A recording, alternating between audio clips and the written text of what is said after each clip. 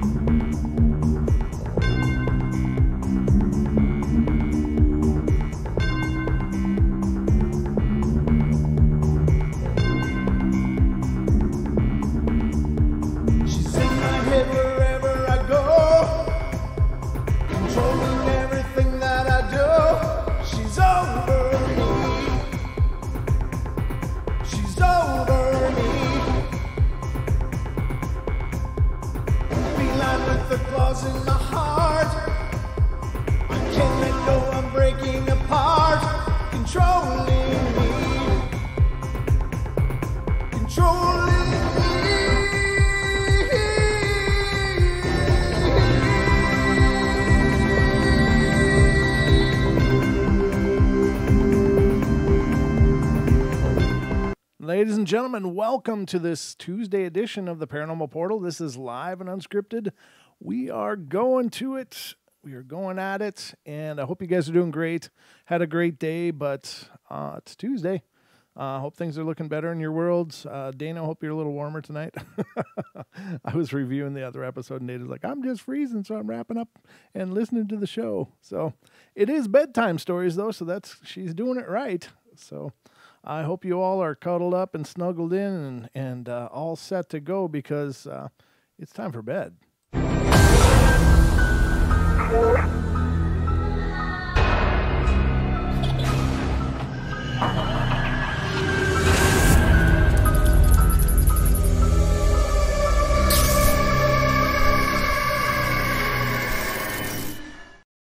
Tuesday evening, that's it. You're on your march towards hump day, which is tomorrow.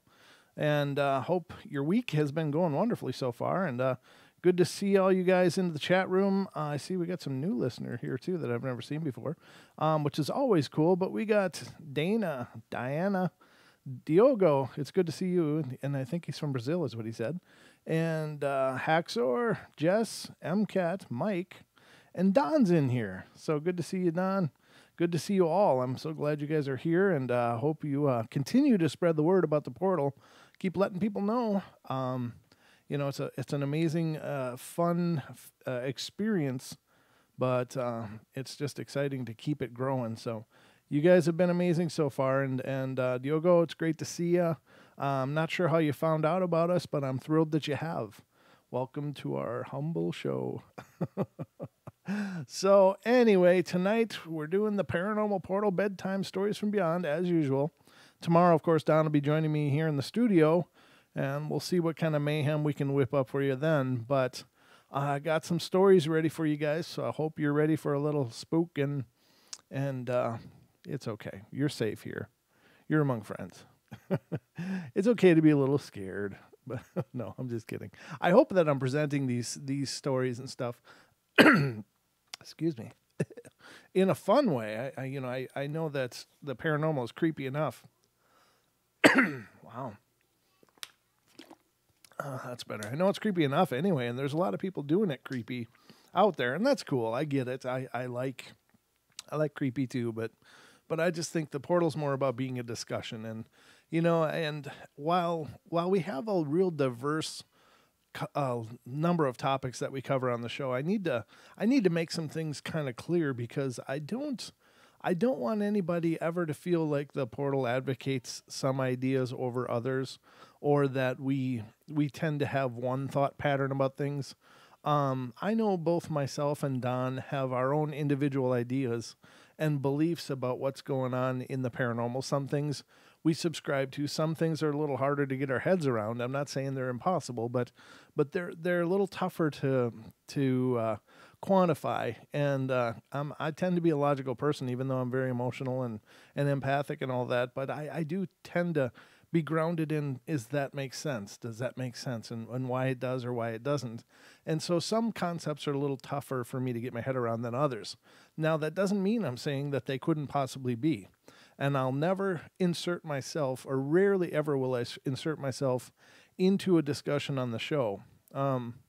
Whether any of the guests that have been on or any of the stories we cover, if you think, oh, that's a bunch of crap, maybe it is. And I don't pretend to know for sure. And I certainly can't speak to what your paradigm is, what you guys believe in, what you don't believe in. And it's up to you to shape that. It's not up to a show to shape what you believe or what you don't believe. Just like it's not up to the news to shape your ideas of politics and stuff. It's up to you to figure out those things, whatever makes sense to you and what doesn't. But, I just want to put that out there because the portal is a discussion. It's a discussion about phenomena. It's a discussion about ideas. It's a discussion about the impossibilities that people report and, to talk about them. Because I believe in the paranormal. I really do. Otherwise, I wouldn't be sitting here doing a show.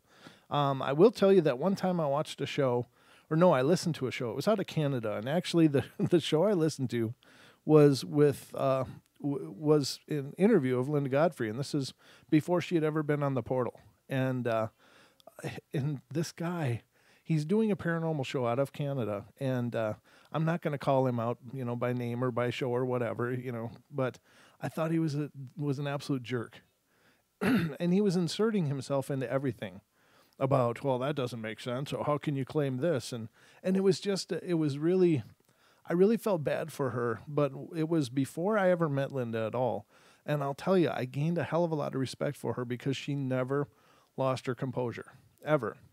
She handled it like an absolute pro and handled it a hell of a lot better than I would have been. I would have been like, derp. Yeah, I would have redlined before that, but she's such a sweet lady and such a kind lady, and she handled it with all of the grace and poise. And I was already a fan of her, but after hearing that interview, I became a huge fan because, but that's an example of a show where people are inserting themselves like, because I have a show, I'm an authority. It's like, no, you're not. This is the paranormal. Nobody's an authority. We don't know what the hell's going on, but we're trying to look into it.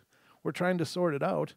So, all these experts and people coming from this, pontificating about how knowledgeable they are. Well, when I was a cop, this guy had been a police officer apparently, and that made him an expert. I don't know. It was really, it was actually embarrassing. It was actually embarrassing for me, for him. I was embarrassed for him, but apparently the show's kind of popular, so maybe he's onto something. But I just could never do that. I could never insert myself so completely into a conversation because then it's not a conversation. So that's just me reflecting on things. But I want you always to know that I try to come from just a middle ground and say anything is possible. And so if you hear things on the show, don't think that it's me advocating anything, advocating any person, advocating any practice. It's not. It's just me listening and giving them an opportunity to share their voice with all of you because you guys deserve to hear everything. So that's the stories, ladies and gentlemen. So we're going to get right to it now with some good stories for you. And Don St. Beard. Diana, you always crack me up. Oh, you gotta, if you're not watching the show live, ladies and gentlemen, if you're watching it later, you gotta make it for a live show. These people are just awesome in our chat room. And if you're watching it on demand, you'll see the replay of the chat because I always keep it up there. And it's also embedded in the video feed itself, but I always try not to edit anything to kill that live chat because it's just such a big part of the show. Our chat community is huge. A huge aspect of what the Paranormal Portal is. They are the family, as are you, but I would love to see you guys come in for the live show. And it's live every night of the week, 7 p.m. Pacific Standard Time, unless I lose track of time, and that has been known to happen. Just saying. So, the first story I'm going to read you is coming out of California. The Great Golden State. This all started happening when I was 10 years old, and I slept over at my grandmother's house, and once I slept in the downstairs living room. In the middle of the night, I awoke to the sound of footsteps in the hallway, and the sound of a wheelchair being rolled around in the hallway and kitchen. This went on for about 30 minutes or so, and then the hall closet door opened and closed, and I didn't hear anything else. On a different occasion, I went over to my grandmother's house to babysit my younger cousin, and I put him in his room upstairs for a nap in the afternoon, and I went down and listened to some music on the computer, and I got up and walked by the garage door in the hallway, and it was opened, which is strange because I hadn't gone out there. I figured my cousin had, so I closed the door and went to the kitchen to get some water and come back down the hall and find the garage door is open again.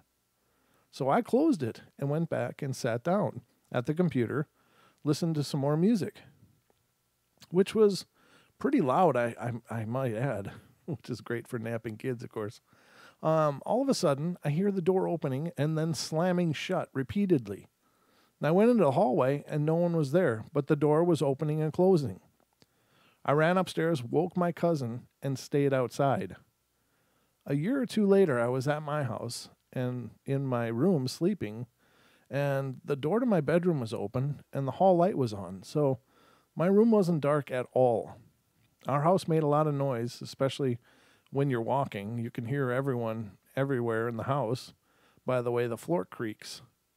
So I was sleeping and I was awoken and I heard footsteps in the living room, which is next to my bedroom. I figured my mom had gotten up and was in the living room, and I kept hearing these footsteps, and they get closer and closer, and then I hear them in the hall. And now my bedroom door is wide open, and I can see down the hall, and the light is on, and nobody's there. Then I hear footsteps at the doorway in my room, right inside of my bedroom, but I can't see anyone. I'm really pretty scared at this point, and then I hear the floor creak right next to my bed, as if someone is stepping closer. All of a sudden, I feel weight on my feet like someone is sitting there. And within seconds, someone or something is tucking my blankets around my legs like a mother or a grandmother would do. I freak out and start kicking frantically. The weight lifts off my legs and I don't hear anything. My sister says she sees an older lady in our room sitting in a rocking chair at night, and the lady stares at her while she's sleeping. I'm 19 now, and this is still freaking me out. Well, if you're going to have a haunting, that's a pretty sweet one to have, though, right? I mean, it's making sure you're all tucked in and cozy. That's a good thing, right? I don't know. The whole disembodied footsteps is creepy, and I still don't understand that, because to creak a floor, it would indicate mass. It would indicate weight. Or is it just an illusion of sound? Is it a projection of sound from the spiritual entity? Is that part of the deal? I don't know. But many people claim that they felt something sit on their bed and they see the depression on their bed. They saw an apparition in a chair, and when they get closer, they can still see the cushion depressed like someone is sitting there. And so that would be a function of mass, but why isn't it visible? And so it makes me wonder, are these, what we understand as spiritual beings, are they just a little out of phase? And they can make themselves in phase, or we can observe them, or they can make themselves out of phase, but they still have physical property to them. And I don't know. It's just all hypothesis, but it's a curious story, I don't know. It's craziness. But that's the paranormal, ladies and gentlemen. It's all wild and crazy. But that's maybe why we love it, because it's just so different from the normal. I think if the world was just normal, I would be bored to tears. I love that weirdness happens. I really do. It gives me hope. Because I think there's a magic to it, right? There's a magic to the strangeness, and it's a peek into a world that we don't get to see very often, but it still talks about discovery, right?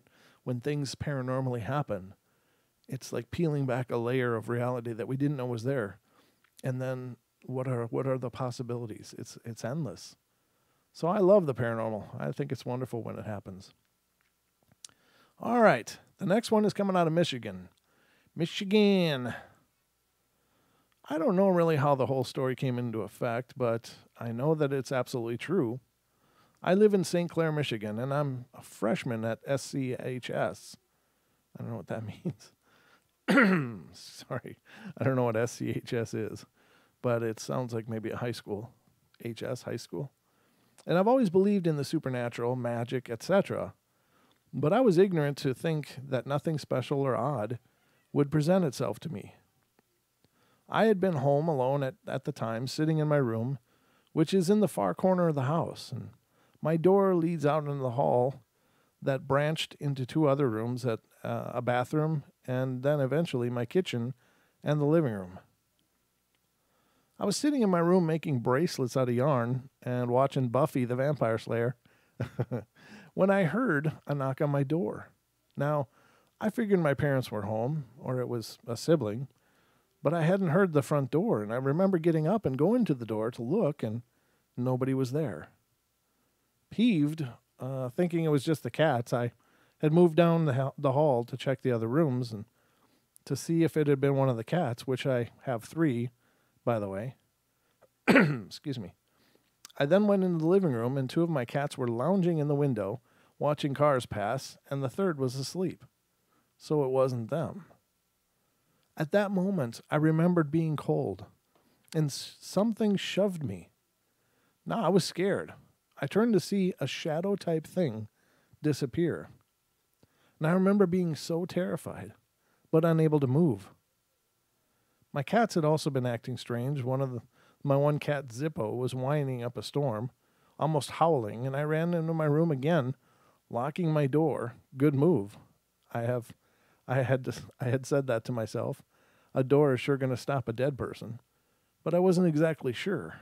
So I'd gone to sit on my bed when the door was knocked on. Now, I wasn't moving, so soon it sounded like someone was stopping up and down the hall, having a good time from the sound of it, too. I had turned the volume up, but the more I did, the louder and more aggressive the pounding became, until I'd yelled for whatever it was to go away. How it wasn't welcome and had to leave immediately. And in the hall, the stomping had stopped, after one final smash. Now, I didn't leave my room. My parents eventually came home, and they weren't happy. Turned out, in the hall, all the picture frames had their glass busted. And where the final stomp had been, I found a penny. Let's just say I didn't sleep that night. Wow, a penny. I don't know if that's unusual in that house or not, but I find change all over the place. Like I always have some change in my pocket, and I lay around and stuff, and there's things falling out all over the place. But that's a cool story, and I understand. When you're young already, you're young and unsure of the world, and then something that huge happens, that's got to be pretty disheartening. So let's see, how are we doing? Yeah, the stream is looking good, but I just see that YouTube is spinning here, so let me refresh this and see what's going on. Just want to make sure I didn't lose you guys, because as much as I love doing the show, sitting here talking to myself would be pretty silly.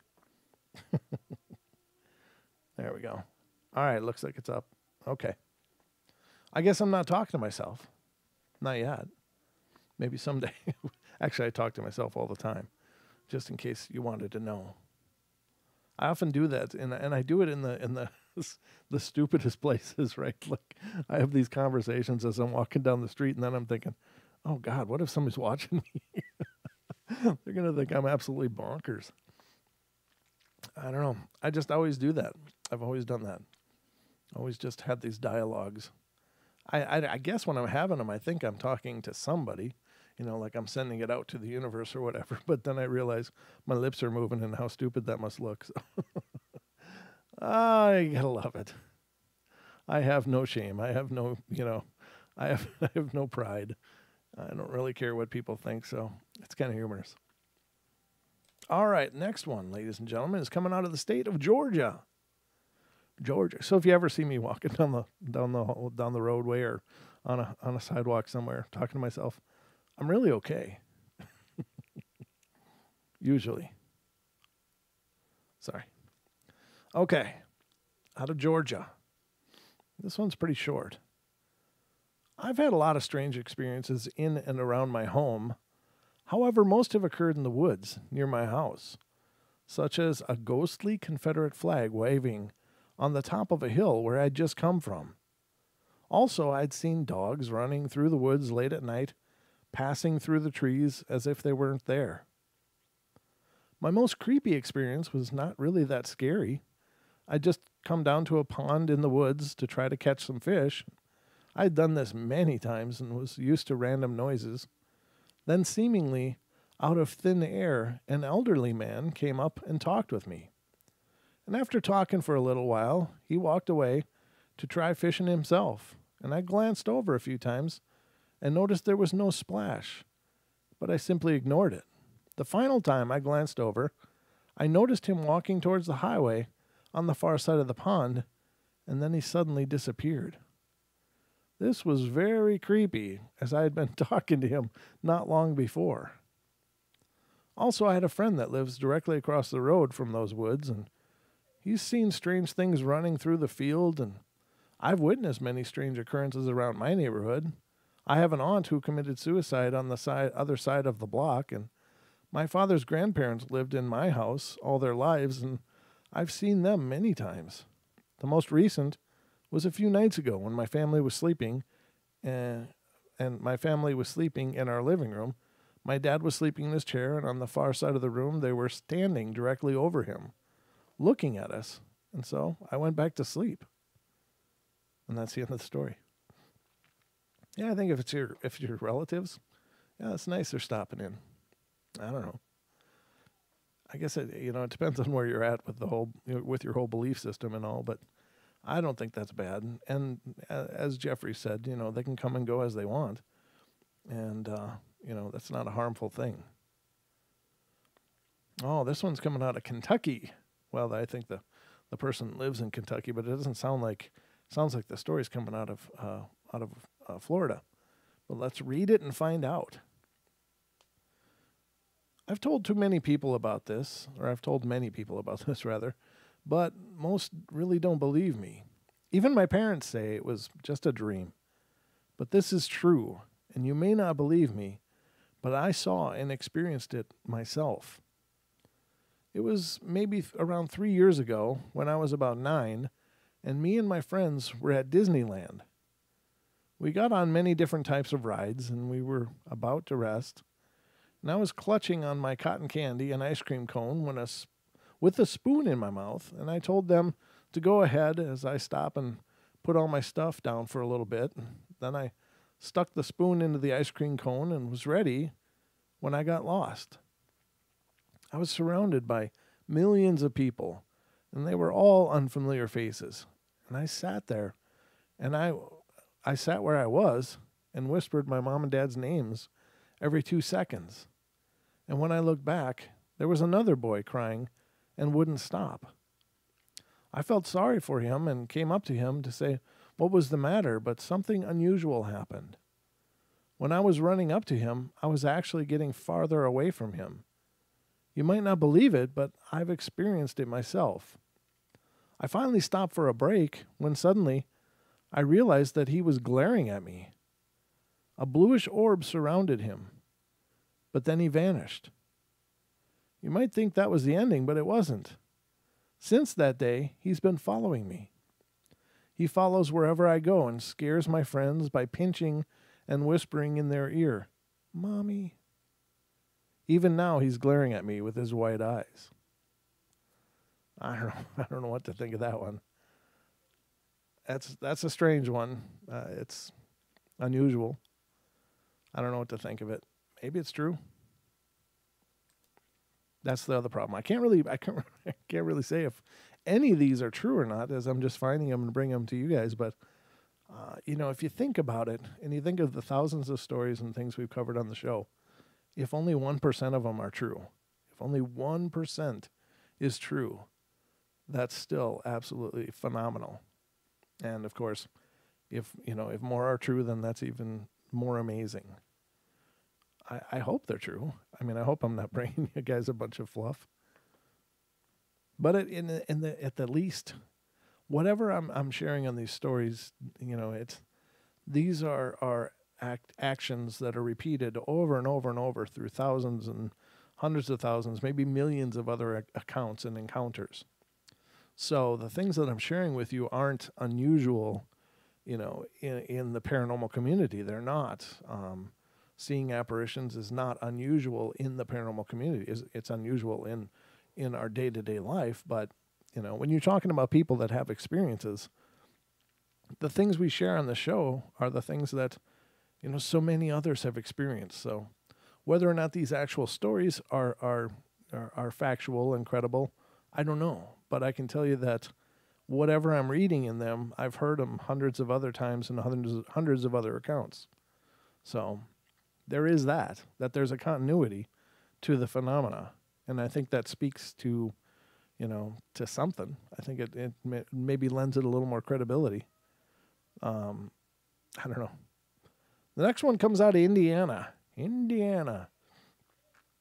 I was about 6. I'm now 15, and my sister was 9, and she's now 18. And we were spending the weekend with my grandpa. We had been laying in bed for about an hour, and we were just talking, and we couldn't fall asleep. My sister said she heard something saying her name, and she wanted to go see who it was.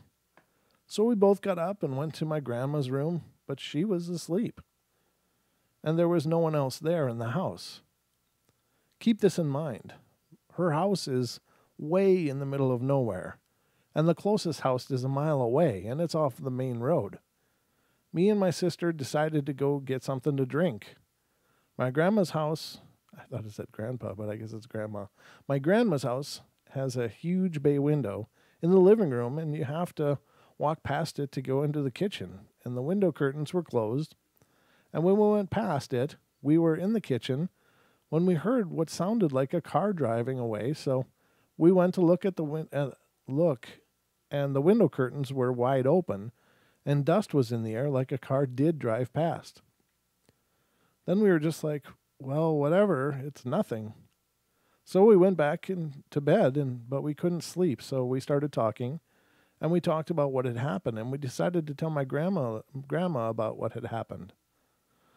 The next morning we got up and went to tell her, and she says she has experienced things like that too. Well, thanks for reading this. Well, you're welcome. All right, how far are we into this? We're at 28 minutes. Not bad at all. I think we can read more, though. Just because that's the kind of love I give here on the Portal, ladies and gentlemen. Story time love. You know what I find funny? So I call these episodes the Bedtime Stories From Beyond, and I don't think YouTube's quite figured out what these things are. The main title is still Paranormal Portal. It's on the Paranormal Portal channel, but I call these Bedtime Stories From Beyond because, it's the whole idea of it's a late night story time kind of thing, about paranormal stories. But whenever I load up one of the pages, on the right column of suggested videos, there's like ABC videos and Peter's story time with puppets and stuff like that. And I'm like, oh man, I don't know. I think they might have a different idea of what my Bedtime Stories From Beyond are. Just saying. Oh, wow, this is kind of long, but not too bad. Okay, this one comes out of California, ladies and gentlemen. This says it's a follow-up to another story. Let me see what the story is. Huh. Okay, well, maybe I should read the first story. I don't know if I have or not. Let me just see quick. I might have already read it, but let me read it first because this is apparently a second story. No, I did read this before. It was old a while ago, so this is a follow-up story to that. All right, so this is a follow-up to a story called Frequent Night Visitors. It says, I'm 23 and had quite a few paranormal experiences over the last 2 years. I can't be 100% sure if I'm dreaming or if it's real, but it seems like I'm awake every time. Most of the experiences have been pretty scary until the most recent one I had, and this one was unlike anything I've ever experienced. It was serene and calming and almost as if I was being protected. So I was sleeping at my mom's house one evening, and we had experiences prior to this one. My mom has mirrors, and her guest bedroom. It says quest bedroom. Her guest bedroom, and I heard that mirrors can be pathway for the other side to get through to our side. So as I was going to sleep, I had an intuition that I was going to get a visitor. And I said to myself not to be afraid and just ask, "What do you want? What can I do for you?" I soon fell asleep, and I remember waking up to the feeling of not being able to move or speak, as if I was paralyzed. It didn't feel like I was dreaming because I was in the room and aware of everything I was doing, not like my dreams at all. And I heard voices all over, little kid voices and adult voices, laughing and not really making a lot of sense. Over all the voices, there was a humming or murmur in my ear. And I told myself to remember everything that occurs because I can't tell if I'm dreaming or if it's real. I then just remember getting really scared of some presence in the room. I didn't feel safe at all, but I remember my dad told me that they can't hurt me, and I have more power over them than they do over me. He told me to tell any visitor to leave, and if they have bad intentions. But if they were visiting because they needed something, do all you can to help them. So I asked whatever it was I heard. I can't see anything this time, just hear them. If you do not have good intentions, you must leave immediately. But if you do have good intentions, what do you want from me? What can I do to help? It worked. All of a sudden, I distinctly felt these two gentle hands brush through my hair like a wave washing over my head. The hands felt so clear and unmistakable to me that I knew they were a woman's hands.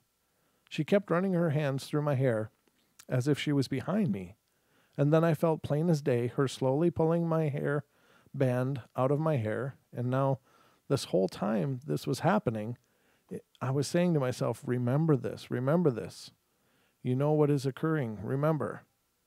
She then started gently massaging my neck. Man, this is a haunting I need. And shoulders. And it was so calming yet shocking because I've never experienced something quite like this before. Then, after approximately 3 minutes, I felt her presence leave. And it was as if she cleared the room, as if she had told everyone to let me be. This calming, serene feeling washed over me, and it was just still and quiet in the room. Now, I won't swear that I am 200% confident that I'm not just dreaming, but I swear I've never felt something so clear as this experience. It was so real as being wide awake feels. I'd like to keep the experience with these visitors. I would like to keep experimenting with these visitors instead of getting scared. Start asking the presence how I can help. Anything is possible. Don't let fear limit the possibilities. That's a great story. I hope, I think that person has it right. I think they're doing it right. If you can master the fear, you can maybe have some pretty amazing experiences, but the fear is just such a natural response to the unknown, to the unimagined happening. It's it's that whole thing. It's like when it happens. I mean, it's one thing to read and to hear about stories, but when it happens and when it's you, that is your reality at that point, and you have to actually handle it. So if you can keep your composure together, if you can master your own fear, your own, as Shell says, adrenalized state, then you can probably glean a whole lot from those experiences. So like, for instance, the kid that was fishing, the young man that was fishing, he was sitting in the woods by a pond fishing, and the old man came up. Now, he had no idea that the old man wasn't just an old man. He he had no indication whatsoever that it was a spiritual being. So he had a nice experience with it. And then as the apparition walked away, it just disappeared. And he was like, wait a minute, what? I was just talking to that guy. So it's a beautiful experience. But maybe if we can get past those states. So he wasn't in an adrenalized state. He was just in a state where he was talking with someone. And these beings, for the most part, I think that 99% of the time, they don't want to be problematic. They don't want to cause problems. They're just reaching out for whatever reason. And maybe there's a message.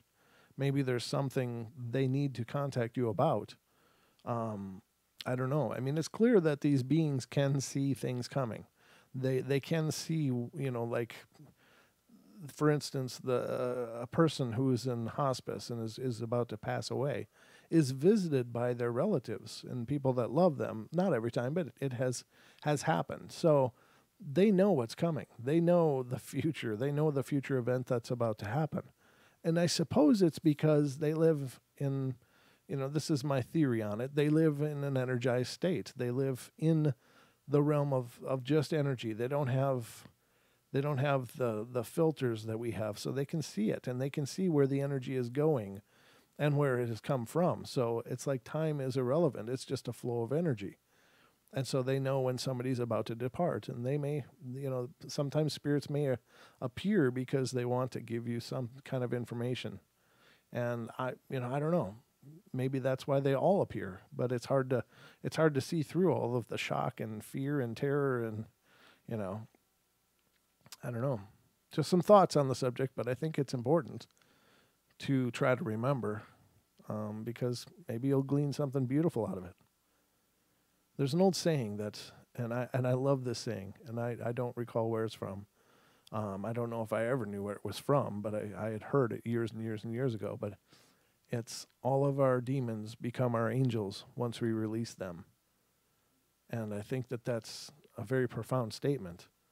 So once you release the negatives, they become your angels because they've brought you to a better place. So just some thoughts. So the last one for tonight, ladies and gentlemen, is coming out of Alaska. It says, before I begin, I must say that my house is only about 15 or 16 years old. And we are the second family living in it, and the first lived there for about 11 years. I don't know if any of their pets died here, but I know I had a chinchilla who died in the room that I'm in. Well, this morning I heard what sounded like an animal walking. And actually, it sounded like my cats. And they were in the room, but they were laying down. I heard a slight clack every few seconds, and always a few feet away from the last. The cats were not creeped out, but one of them was looking in the direction of the sound was coming from, and a few minutes later it started. One stood up and walked to near where I had heard it, and while she was walking to the window, she likes to look out at the forest by our house, she looked around her as if watching for something. My cats are really smart, and sometimes they seem to be telling me something. I think that animals are more likely to experience paranormal things, especially dogs and cats. By the way, the chinchilla that died in the room was really very sweet. He would run over to the side of his cage when I entered the room, and sometimes, I don't know why, but one day he was in his ball, and I was imagining him going to parts of the room, and he did it. Unless it was to come to me, my pets often became some of my best friends, even though I have human ones as well. But my human friends don't call me or come over to the house very often. The people who've owned this house before us could have had a pet that died, but I don't know much about them, and I can't think of anything that would make a noise like I heard. And it's the first time I've heard it. Also, I feel like I'm being watched in that room. What do you think it is? Well, I don't know. Anybody's guess, but yeah, houses retain presences. That reminds me, though. Last night, I got up and I don't know, it was about 3 a.m. And I came down to the kitchen. I think I got a drink or or something. I was in the kitchen. Yeah, I mean, I'm really groggy when I wake up, so I'm not firing on more than one cylinder at that point. I'm just like, oh God, the bladder's full. Go empty it. Come back to bed. But I was in the kitchen and I heard this loud noise, and it was a weird noise that I don't remember ever hearing before, but it was like bzzzt, like that, like a buzzer electric kind of sound. And I was like, what the hell was that? And it came from like my laundry room area, which also has the door to the back of our yard, the backyard of our house. And I was like, what the hell was that? And so I walk over and look, and I'm checking because I don't know if something burned out or something or what the hell the deal is. But I looked around, couldn't find anything. And then I just I walked over to the couch and fell asleep and woke up at late this morning. So I slept really good after it, so that was good, but I don't know what the hell that noise was. That was really, really weird. Not creepy, not spooky, but just really weird. So anyway, ladies and gentlemen, I think that wraps up our bedtime stories from Beyond tonight. I will be back with Don tomorrow night, and we will explore more of this paranormal mayhem and see what we can sort out for you for tomorrow night's show. But I hope you have a wonderful hump day, and I think it's what the hell did you say, Jim? Oh no, Jim, I did not. What the hell? Oh, some people. All right.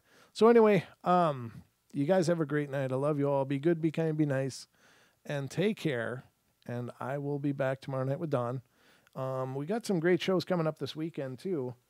Let me grab the sheet here, so put out the word if you know someone that could use a little bit of insight into this coming year, because Mrs. Deborah Varner will be joining us on Friday night here on the Portal. That'll be at 7 p.m. Pacific time, and that'll be on the network show, so call-ins will be welcome and encouraged. I hope all of you guys call in. It's a great time to get some indication of what's coming up.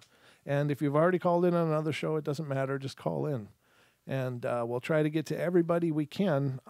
Sometimes the calls come in a flood, and sometimes they just keep steadily throughout the whole show. But whatever the case is, make sure to definitely participate, because it's a great opportunity, and Deb is just amazing. And then on the 26th, Saturday, the 26th, we'll be joined by Miss Kat Hansen, who is a Choctaw medicine woman, and she is also a Bigfoot researcher and habituator and stuff. And just for the record, I don't know what to think about habituation. I that's one of those things. It's just like, I don't know. I've heard a lot of horror stories about it, but she'll be on the show on Saturday, and we'll explore that with her, and looking forward to that. And so put the word out. Again, Friday night, Deb. Saturday night, Kat Hansen. And that'll be her first appearance on the Portal, so very exciting. But I hope you guys have a great and wonderful night. Thank you so much for being here. Be sure to subscribe. If you're not subscribed, hit the subscribe button wherever the hell it is. I don't know where to point. I'm just winging it, but it's down there somewhere.